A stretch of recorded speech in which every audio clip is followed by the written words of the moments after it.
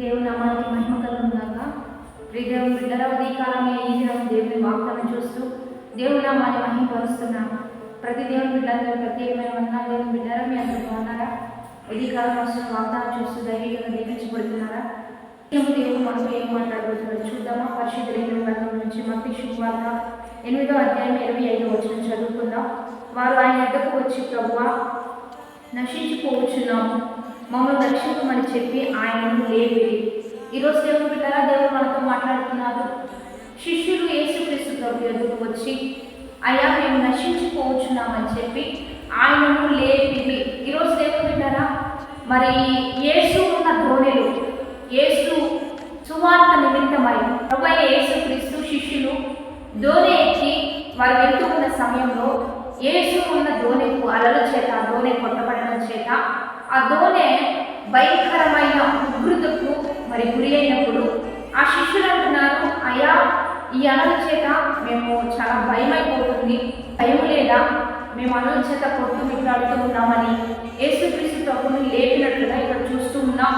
అప్పుడు యేసుక్రీస్తు ప్రభు లేచి మాట మాత్రం సెలవు, ఆ యొక్క ఒక్క మాటతోనే సెలవు ఇవ్వగానే ఆ యొక్క అలలన్నీ కూడా సముద్రం మిక్కిలిగా నిమ్మడమైనట్లుగా మనం చూస్తున్నాం. దేవుని బిడ్డగా ఈరోజు క్రైస్తవులుగా, దేవుని బిడ్డలుగా, దేవుణ్ణి కలిగిన మన కుటుంబంలో కూడా శ్రమలు, శోధనలు, వ్యతిరేకతలు, నష్టంలో వచ్చినప్పుడు యేసును నువ్వు లేపగలిగితే, ప్రభు అయిన యేసుక్రీస్తును నువ్వు బయటకు తీసుకుని రాగలిగితే ఆయన ఒక్క మాట ద్వారా ఎక్కడికక్కడ సమస్యలన్నీ నిలిచివేయగలుగుతుంది. దేవుని బిడ్డరా, అందుకని ప్రార్థన ద్వారా దేవుని బయటకు తీసుకొద్దాం, ప్రార్థన ద్వారా దేవుని ముందు పెడదాం, ప్రార్థన ద్వారా దేవునికి సమస్యను అప్పగిద్దాం. ఉదయకాలంలో లేచి ప్రార్థన పూర్వకంగా మీకున్న సమస్యలన్నీ దేవునికి అప్పగిస్తూ ఉండగానే దేవుడు మీ పట్ల కార్యం చేస్తూ మీకు విడుదల ఇవ్వబోతున్నాడు.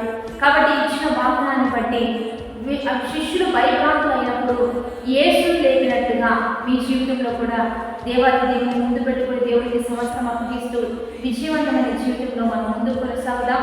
ప్రార్థన చేద్దాం. పరిశుద్ధ మహోన్నత గొప్ప దేవ, ఈ దినం మీరు పంపిస్తున్న బలమైన వాక్కును బట్టి మీకు మహిమ.